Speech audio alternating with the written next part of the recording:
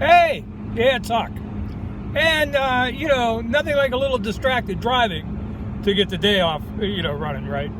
So I am on my way, the little 17-mile drive to pick up my friend Dustin, who I think you've all met. Dustin is going to come over today to help me out a little bit. I am anticipating that tomorrow, like much of the Midwest, we're going to get slammed with a big snowstorm. Really the first significant snow storm of the year here. It's unusual. Typically we would have gotten slammed much sooner than this, but tomorrow they're calling anywhere from 6 inches to as much as 2 feet, depending on where, in the general area you live. We're anticipating maybe a little less than a foot of snow here, maybe 8-10 inches, I don't know. It keeps changing, so I guess we're going to see, but that's going to happen tomorrow, Saturday. They expect most of that to fall within a, roughly 10 to 12 hour period beginning at around noon tomorrow. And this, of course, makes things really difficult for old Huck here. Because, it's hard enough for me to get out and, like the other day when I was going to my pulmonary rehab, I got outside, went to my car with really no time to spare, for the 6 or 7 mile drive. And my entire car was coated in, a thin layer of freezing rain ice. And for me, trying to scrape that ice, I scraped off just a little portion of the, driver's side windshield. And I was gasping for air. Fortunately, I had brought my little oxygen tank out to the car, so I didn't have to try to go all the way back inside the house to get some oxygen, which I kind of badly needed at that moment. But at any rate, that's just an illustration. Obviously, when we get a big snowfall, let's just say it takes me numerous trips outside just to brush some of the snow off of the car. And of course, shoveling the driveway is, completely out of the question. So I am relying on whoever I can contact to come in and do that for me. And I really need to line somebody up this year for that. Like I said, fortunately up till now, it hasn't been a real issue. Anyway, that's not why I wanted to talk to you. It has been, like 3 weeks or something since I posted a video. I think the last time I posted a video was maybe right before Christmas or something. So, I don't know where I've been. What's up with me? So I apologize for that. There have been things that have been happening here, but mainly I wanted to talk to you today about, what else? Trump. And, I think we finally reached the point where we may have reached, I guess, what we call the tipping point. I've not been too concerned all along. I've kind of felt that, just looking at the Trump's approval numbers, they never seem to go much above 41% ever. And I know even right now they're just dipped a little below 40%, if you will. I think there's a hardcore 33-35% of Republicans, whatever, evangelical types, whatever they are, whatever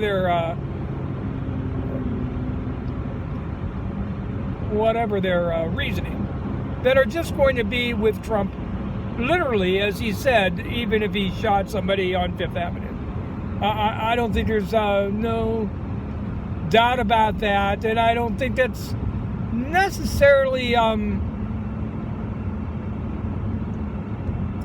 too much different than what we've probably seen from in past years, that there are some people that are going to vote conservative or vote Republican no matter who the hell you put up there, good or evil. And And so the fact that Trump is so much more crazy, inept, ignorant, narcissistic, racist, I mean, I don't know, you name the traitorous. I think it really makes no difference. The hardcore truth is that there are, roughly a third of Americans who are going to vote R no matter who you affix that label to. Having said that, you're not going to win too many elections, with no more than a third of the electorate on your side. And I think, we have been seeing the evidence of that for some time. Not the least of which was this 9-point margin the Democrats won when Trump wasn't even on the ballot this past November. Just the fact that so many Republicans have aligned themselves, while in office with Trump, I think outraged a number of people. And so unless districts were, let's just say that I think a lot of people were surprised at the number of seats that changed hands, consider the level of gerrymandering that has taken place in this country, really all over the country. So, having said all that, should be no surprise at all that we find ourselves in the situation that we are in right now. First of all, the government shutdown. There is absolutely no way that the Democrats could do anything other than what they're doing, which is to absolutely refuse to give in to Trump. Because after all, what Trump is effectively doing is he's blackmailing the American people and Congress into getting his way. And, if you give in to that kind of, that's not really negotiating. That's, that's extortion. And really, I've gone back and looked at some of the other governmental shutdowns. And what caused them. This is really the first time that a president has basically had this kind of a tantrum and said, I'm not going to pass anything until you give me what I want, and if not, we're going to shut down the government. We've never had a president do that before. We've had the Republican Party do that before. Legislatively, so to speak, but in the Oval Office, cooler heads have always prevailed, and this is, of course, the exception to that. The fact is that if you give Trump his way on this, I understand the rationale. Some people are saying, look, this has gotten way out of hand. There are really, literally close to a million people that are directly affected, and millions more that are indirectly being economically hurt by this deal. Give Trump, the lousy $5.7 billion funding toward his wall, and be done with it. I understand that rationale, but here's the problem. This is why we've always had this.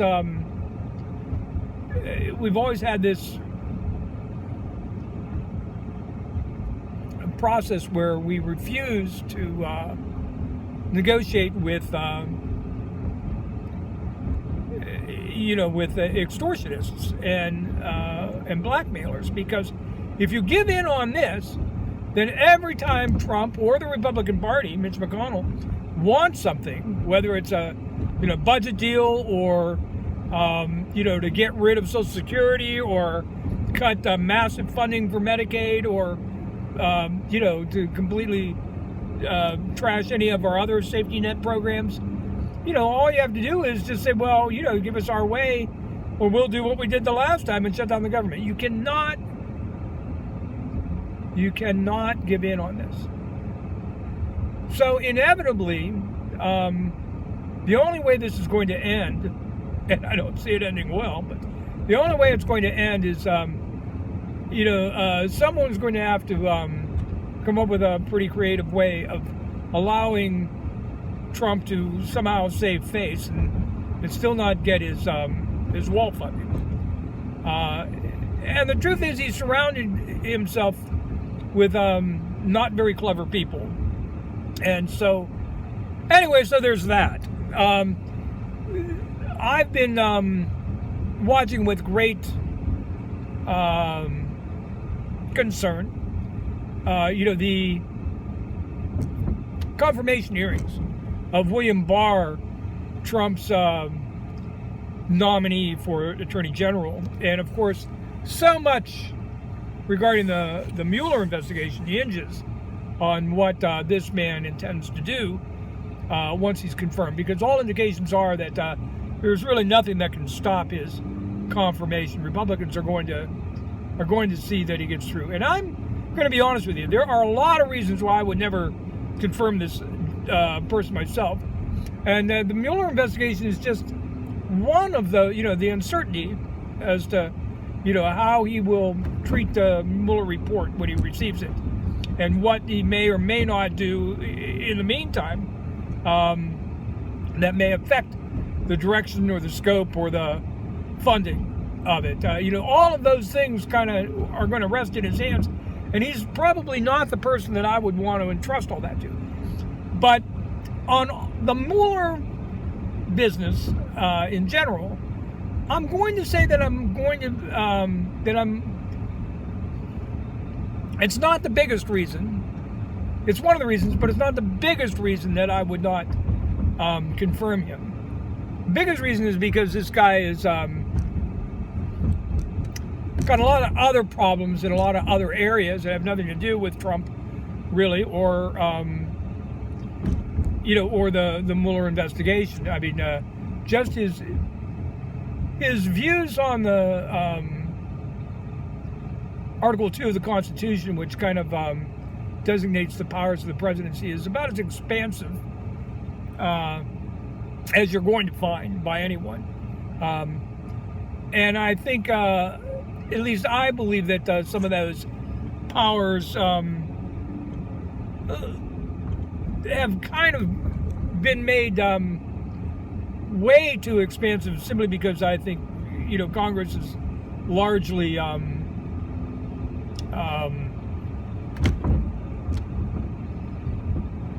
sat on their hands and basically conceded power in many cases, whether it be the power to wage war or power to regulate industry and any number of other components. But at any rate, whether you're talking about inequality of our justice system, whether you're talking about our immigration system, whether you're talking about, there's a lot of things that flow through the Attorney General's office that he has to make determinative decisions about that are going to guide justice in this country.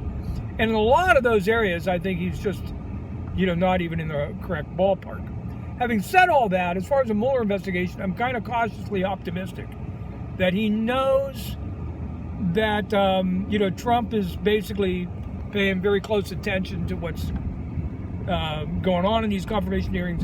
And I don't think he wanted to say anything that would give Trump cause to pull his name from nomination. I say this because there are people that have commented on this confirmation process that I do trust. And they all seem to say that they have worked with Barr, and while they disagree with him in, on policy in some areas, they do in fact find him to be a person of integrity and a man of his word. And so I'm going to trust that maybe some of what he's saying in this confirmation is true, in that maybe he felt that, he didn't want to see somebody get into this position who really wasn't qualified. And yet he knew that, he could take the heat and maybe deal with this business in a way that both Trump would not see it coming and let him, Anyway, he wrote this 19-page memo that he made very certain that the Trump legal team got a hold of. I think he basically wrote it exclusively as an audition for this position. And yet it's pretty clear that he didn't need this position. He'd held this position before. So, I mean, he's either doing this because he wants to save Trump or he wants to destroy him. And I'm going to be cautiously optimistic that it's the latter, but that he's being pretty coy. I guess only time will tell. All I know is we're going to be stuck with him. So that's my thoughts on that. A lot has come out in the last 24, 48 hours as far as, some really big things, none of which should surprise any of us. We have seen Trump lie. We've seen him try to obstruct this investigation in every possible way. Now there seems to be some evidence to suggest that he attempted to get Cohen to lie to Congress about his testimony, which would be a big impeachable no-no. And so that's just among some of the things that have recently come out. I think we are watching the beginning of the end of the Trump administration.